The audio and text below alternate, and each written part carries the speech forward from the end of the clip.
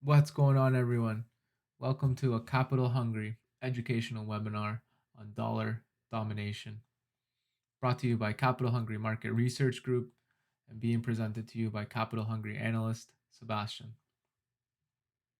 In this webinar, I'm going to be talking about the current dollar domination, what implications that has on the global financial markets, how we got to this point, and what potential outcomes may come out from this dollar domination and dollar basically just being prime Mike Tyson on the markets right now.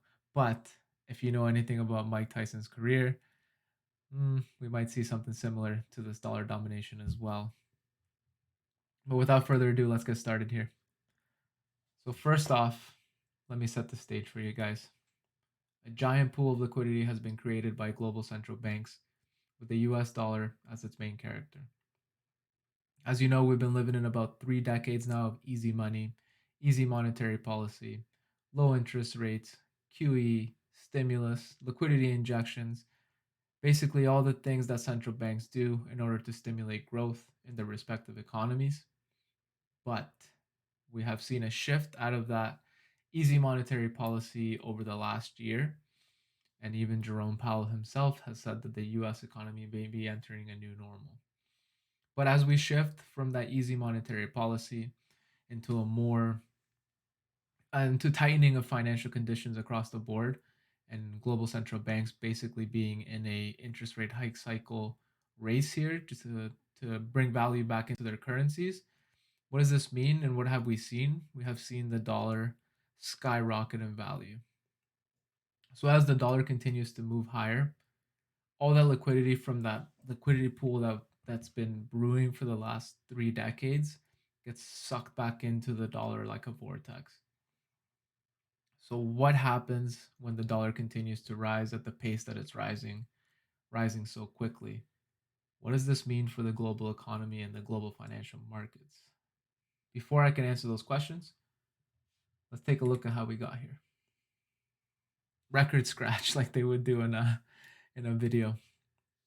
So let's go back a little bit here into, let's say, into the 1940s, the end of World War II was when the US came in at the end of the war with the Allies and basically won the war.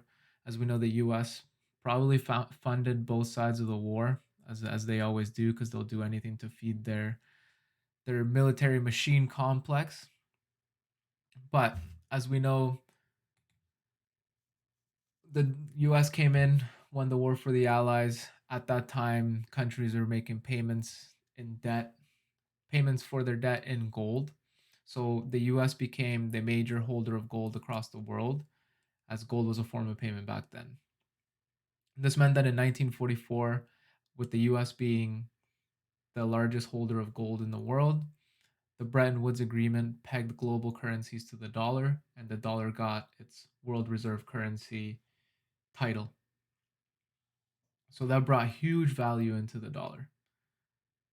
But then in the 1970s, Richard Nixon, as countries were starting to wanting to turn their dollar reserves into gold, you know, the US being the US and printing too many dollars, not having enough gold to turn those reserves back into gold.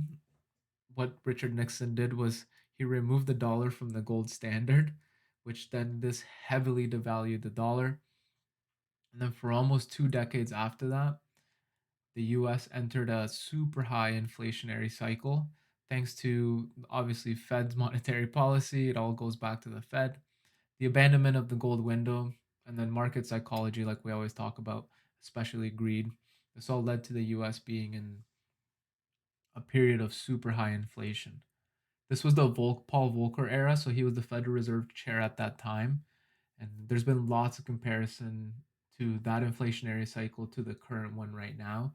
And even Jerome Powell himself has alluded a lot to some of the mistakes that Volcker made at that time that he doesn't want to do. But also he quoted Paul Volcker a lot, especially in his Jackson Hole speech. So definitely some similarities there. But in the 70s and 80s, in the Volcker era, some of the interest rates were hiked as high as, I think the highest hike or the highest they went was 20% in order to bring down that inflation. And as you know, with consistent interest rate hikes and an interest rate hike cycle, the value of the dollar starts to move up. And the value of the dollar during that interest rate hike cycle shot up to 160, as you can see in this chart here. So a super strong dollar at the time. It was not conducive for emerging economies, countries basically in war reparation times. It was the 80s. So a dollar at 160 was not good for global trade and global financial transactions. And at that time, then they did what it was called and what is known as the Plaza Accord. So the Plaza Accord was an agreement signed in 1985, which was an intervention against the strong dollar. Developing nations were in debt and not able to participate in positive trade or growth in their home nations. The United States was forced to realign the exchange rate system due to an imbalance and to promote growth around the world. So basically, what the U.S. did was basically give some of their GDP to countries like Germany, Japan, and basically bring give them more liquidity out of the dollar and into those countries. And if you want to know more about what happened in Japan at that time, because of so much influx of easy money, this led to Japan entering what's called the lost decade. So if you go back and you watch the Princess of the Yen documentary, you can see what the some of the decisions that came from the Plaza Accord and the central bank monetary policy actions, what that led to, especially in Japan with the lost decade, where there was basically no growth for an entire decade. But anyways, from the Plaza Accord and the devaluation, it was basically a currency intervention for a super strong dollar. So this meant that the US was heavily devalued. And shortly after that was when the US and the rest of the world entered 2+ decades, almost 3 decades now, of easy monetary policy, low interest rates. We had lots of quantitative easing, printing of respective economies. So basically, near free capital and liquidity injections into the global financial markets. Right after the Plaza Accord, I think it was 1988 around there, or 87, was when Alan Greenspan became the Fed chair, the Federal Reserve chair, and I like to call him Alan Greenspan, greedy motherfucker, because he was basically focused on propping up the stock market, keeping interest rates low, basically having that easy money growth by stimulating the economy with low interest rates, making it more favorable for people to borrow and make investments and really grow. A huge supporter of making the rich richer, obviously. And then this chart here just has a little bit of comparison of the dollar now and then. So the dollar from the 80s and the dollar run that we're seeing now. So which dollar would you pick here? It looks like both were super strong at the time until we had that currency intervention and the potential for the dollar now to really make a run to the upside. If it clears 120s, shit, dollar's just gonna keep just basically prime time Mike Tyson in the market and just swinging uppercuts left, right, and center. But that's how we got to this point of really getting all that liquidity into the financial markets, with all the global central markets after they all follow suit with the Fed. So as the Fed started to run that like near zero interest rate hike era from basically 1990 to 2021, is when we started to really see that easy monetary policy, and all the central banks followed suit in order to stimulate growth in their economies. And we really entered an era where credit and loans and borrowing became the norm. So the era of easy money, and how we ended up with the massive liquidity pool that we are seeing now. So as we know, trillions of dollars have been injected into the global financial markets over the last 20 to 30 years. This created a giant pool of liquidity that was created by all the central banks with QE, stimulus, low interest rates, liquidity injections, and so forth. So you can see here This is the liquidity pool that we see in the global financial markets. And the main character of this giant liquidity pool is obviously the US dollar and the Federal Reserve. The Federal Reserve has outprinted the other central banks with the M2 money supply growth. You can see the yearly percentage changes here, with the US in 2020 basically taking the cake and pumping, I think it was almost $22 trillion into the economy. But keep your mind, or keep that in the back of your mind, how much of supply of dollars came into the market at that time, because that's going to be an important point that we'll cover in a couple slides. So this huge liquidity pool is sitting here. The dollar is the world reserve currency. Countries need the dollar in order to do business. So the dollar is so important in the global financial markets. The dollar is the bedrock of the global financial system. So the dollar has three characteristics that we're going to look at in this webinar. The dollar is the global reserve currency. So it's the global reserve and business currency. The dollar is used for any form of exchange in the global financial markets. Dollar availability is also very important. This can have a major impact on economies and investment opportunities. So the availability of dollars, so all the invoices and debt in the global financial markets are priced in dollars. Countries need to seek out dollars in order to conduct business. So dollar availability and supply of the dollar is very important. And then something else that's very important is the rate of change of the dollar. If the dollar value moves too quickly, you start to see tons of problems pop up everywhere. And you're seeing that now. You're seeing currency interventions from Japan, Brazil, central banks across the globe hiking interest rates in order to bring value to their respective currencies, because they need to get their hands on dollars. This is why the dollar is so important in the global financial markets. So what happens if the rate of change of the dollar moves too quickly? You start seeing huge problems across the global financial markets, like debt defaults, currency devaluations, like we're seeing now. You can see a potential sovereign debt crisis where countries just can't pay their debts anymore. Examples of that are like things like happened in Sri Lanka, Greece in the early 2000s. And this could just lead to a massive global credit contraction. So those are three very important characteristics of the dollar. But I think for me, in my opinion, and it might not just be an opinion, it's definitely a fact, one of the most important things is the demand for the dollar and the dollar demand. Even if countries don't want dollars, they still need them. There is no other alternative. I mean, you can say China, Russia, the BRICS alliance, which is Brazil, Russia, India, China, South America, or not South America, South Africa.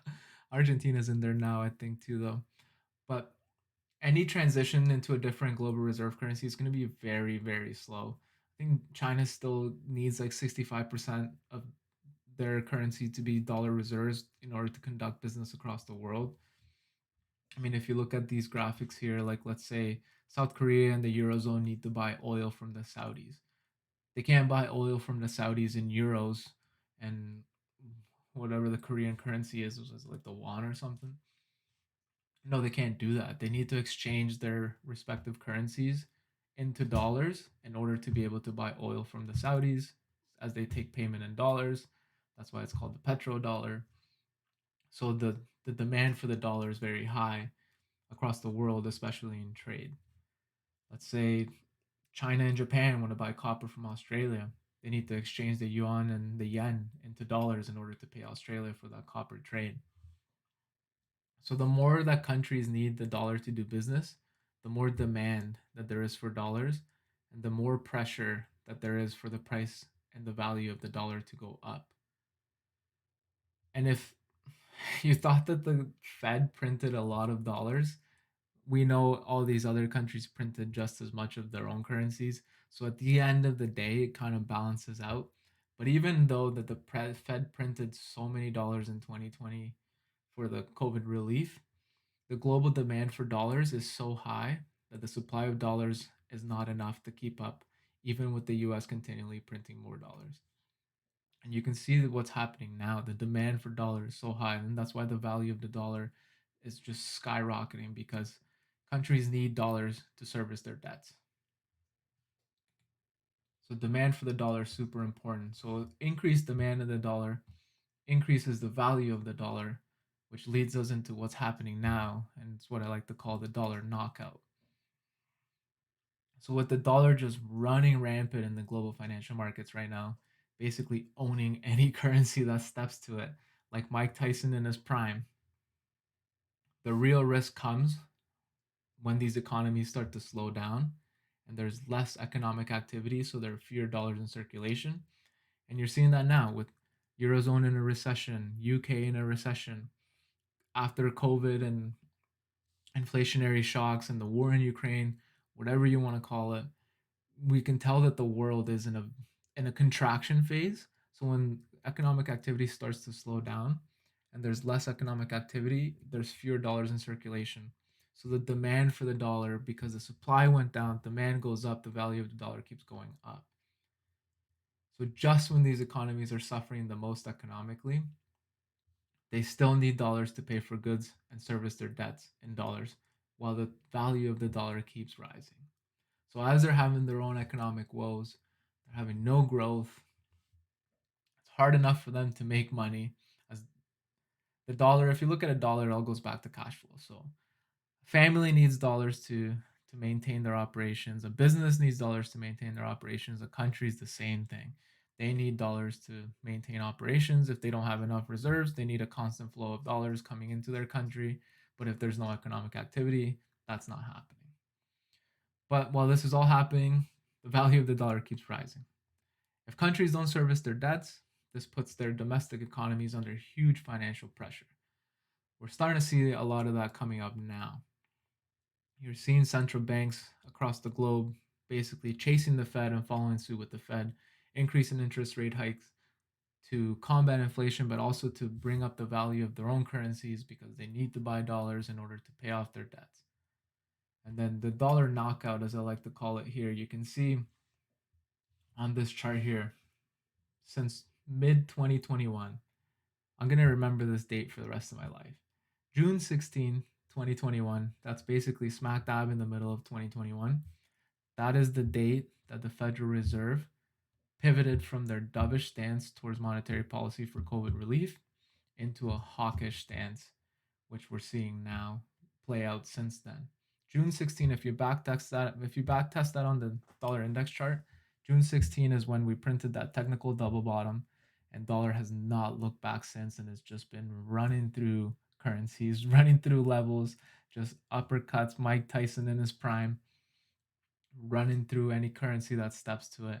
And you can see on this chart here, every major currency has depreciated against the dollar since mid 2021. So since the Fed started talking about tapering in June 2021, there's been no stopping the dollar domination, and we've seen that play out for the last year. If you look at the weekly chart on the dollar index, the shit's almost vertical, which is absolutely insane because the value of the dollar going up, it's, at the end of the day, it's not good. So like just like Mike Tyson in his prime, Mike Tyson knocking everybody out at the end of the day, it didn't end up being so good for his career. But going back to financial market talk here, the mighty dollar, ever since mid 2021, every major currency has depreciated against the dollar. Japanese yen, British pound, the euro, New Zealand dollar, Australian dollar, Canadian dollar, Swiss franc, any currency that stepped to the dollar just got knocked right out as the value of the dollar keeps increasing and the demand for the dollar keeps going up. So, what does that lead us into? That leads us into the dollar vortex. So, as the level of the dollar keeps rising, the rest of the world needs to print more and more of their own currencies. You can see the eurozone is still, they're hiking rates, but they still haven't really tapered their QE. Like they're still injecting liquidity into their own economy. So the rest of the world needs to print more and more of their own currencies and devalue their currencies to then convert it into dollars to pay for goods and service their debts, which means that the demand for the dollar keeps rising and the value of the dollar keeps going up with it. This puts a huge strain on the global financial system. When there's a strain in the global financial system, the US looks like an attractive safe haven. As you know, the US dollar also has the characteristics of a safe haven currency. Anytime there's recession fears, geopolitical tensions, the dollar inflates in value because it's a safe haven. So as the value of the dollar keeps going up, this looks good. People want to, or investors want to put their capital into the US dollar because they see that the value of the dollar keeps going up. And then the US looks like an attractive safe haven, then the US dollar keeps sucking up all the capital from the rest of the world into the dollar, and the dollar rises even more. So the US is basically, they're like the gatekeepers of the global financial market because they own the dollar. So value of the dollar going up, it's good for the US at the beginning. So as more dollars come into, or the value of the dollar keeps rising even more, this is when you start to see problems pop up everywhere else in the world as the dollar is just sucking up all that liquidity into that vortex. And then this is when you see the potential of a full blown sovereign debt and currency crisis. You'll start to see a lot of headlines of currency interventions. So, short term, yeah, we'll see an impact on the dollar, but as Jeeves said in banter or in some of the webinars, it's like putting a band-aid on a machete wound. The macro the macro information advantage, the macro sentiment of the dollar strength is just going to roll over any currency intervention or anything that any country or central bank tries to do. So this can lead to a potential full-blown debt and currency crisis, which means that there's FUD in the, or fear, uncertainty, and doubt in the market. So that means that the dollar rises again even more. So even if central banks or governments tried to prevent these moves, the dollar domination's already taken hold. And once it's running, there's no stopping it until something severely breaks or the US themselves intervene. So if something severely breaks, if we have a sovereign debt crisis across the board, or countries enter deep recessions, at the end of the day, global recession is also good for the US dollar as the US is the biggest world consumer. But if the US enters a deep recession, then yeah, okay, then maybe we'll see the Feds turn on the money printer again. Central banks across the world turn on the money printer again and start devaluing the dollar. But at the rate that the dollar is moving right now, and with the Feds only focusing on one thing, and that's bringing inflation down by hiking interest rates and keeping them high, I can see the value of the dollar just continue to skyrocket. If it breaks 120, like if it breaks this area here, there's a lot of room to run into that like 160s, 150s, 160s area, which is not good for the global financial markets and for global economies, especially emerging economies. But you're seeing that now with major economies like the UK, Japan, and so forth. So if central banks and governments try to prevent these moves, the dollar domination has already taken hold. And once it's running, there's no stopping it until something breaks or the US themselves intervene. When the dollar sucks up all that liquidity, it doesn't end well. So just like Mike Tyson's career, after he knocked all those people out and had all that money, at the end of the day, it didn't end well. Being the best in the world didn't end well for him. The dollar, again, being super strong in the global economy and being the best in the world, doesn't end well for the rest of the world, as the dollar will undermine the global financial markets, and we can see some severe implications from that. I know we trade the dollar against gold, we trade dollar pairs. We're always on the right side of the market because we love this stuff and we love researching this and we love getting into this. But if you take a step back and look at it from like a bird's eye view global perspective, this isn't good for the global economy at all. This doesn't end well. So let's keep an eye on this dollar domination. Obviously, make our money. But again, always keep that perspective of, yeah, we're making money and we're privileged because we're not in survival mode. But a strong dollar does put a lot of people and a lot of countries into survival mode. So yeah, the dollar domination is definitely what is currently just rolling over the currency market. So I just wanted to give you guys some of my thoughts and a little bit of a breakdown of dollar domination, what implications that has on the global financial markets, how we got to this point, and what are some of the potential outcomes from a dollar, from a standpoint of the dollar just dominating the currency markets across the globe here. As always, give me some feedback in the chats. If you have any questions, you can hit me up on DM too. And thank you guys so much for tuning into this educational webinar provided to you by Capital Hungry Market Research Group.